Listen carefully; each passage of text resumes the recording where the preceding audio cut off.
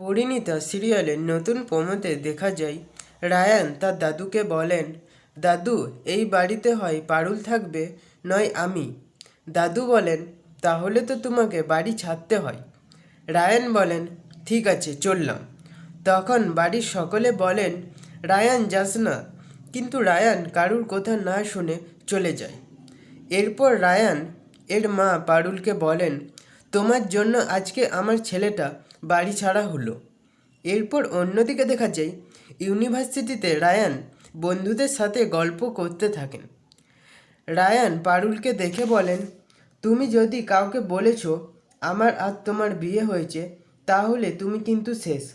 পারুল বলেন, বেশ, বলবো নাই, ঘর চলো। রায়ান বলেন, যাব না। পারুল বলেন, তাহলে আমিও বলে দেব। এই বলে পারুল যেইখানে গান হচ্ছিল সেইখানের মাইক হাতে নিয়ে বলতে যাচ্ছিল, তোমরা সবাই শোনো, রায়ানের সাথে আমার। সেই সময় রায়ান ছুটে এসে পারুলের মুখে হাত চাপা দিয়ে তুলে নিয়ে অন্য সাইডে নিয়ে আসেন। তখন পারুল বলেন, যাবে তো ঘর?